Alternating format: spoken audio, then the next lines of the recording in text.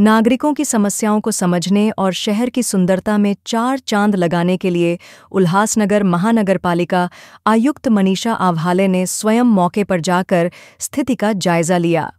दिलचस्प बात यह है कि छुट्टी के दिन भी उन्होंने शहर के महत्वपूर्ण पार्कों का दौरा किया और उनकी सफाई, सुरक्षा व्यवस्था और सुविधाओं का निरीक्षण किया।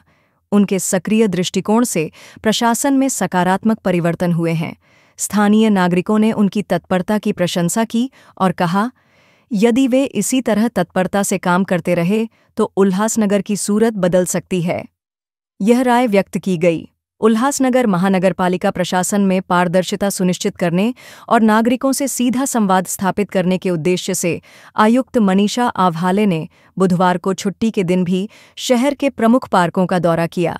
उन्होंने राजीव गांधी उद्यान, सपना गार्डन, नेताजी गार्डन, प्रभात गार्डन, साईं मंदिर शाह उद्यान, 15 गार्डन, इंदिरा गार्डन और लाललूपी उद्यान का निरीक्षण किया।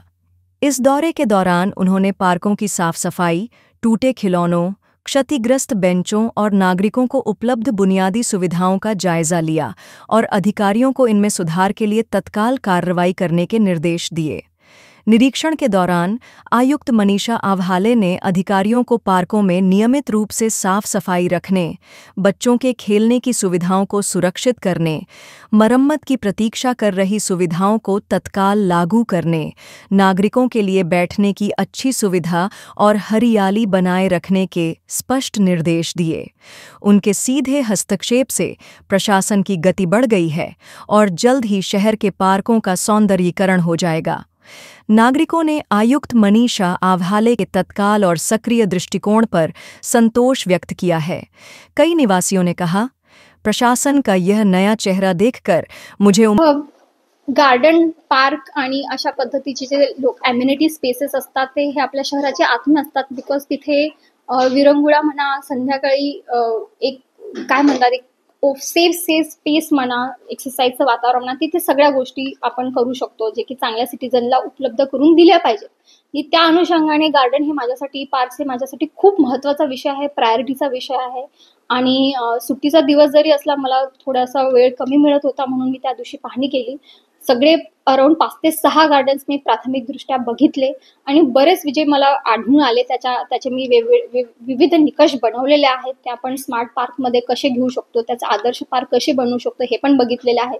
मग तिथे सुरक्षा रक्षक असतील, माळी असतील, CCTV असतील, पाण्याची व्यवस्था असेल, इतर सुशोभीकरण असेल, कंपाऊंड वॉल आहे, तिथे अतिक्रमण तर झालेलं नाही आहे, झाडाचं लँडस्केपिंग कसं झालं पाहिजे, आतापर्यंत किती निधी गेला होता, आतापर्यंत कशा पद्धतीनं त्या निधीचा विल्हेवाट झालेली आहे, कशा पद्धतीचा उपयोग आपण करून दिलेला आहे.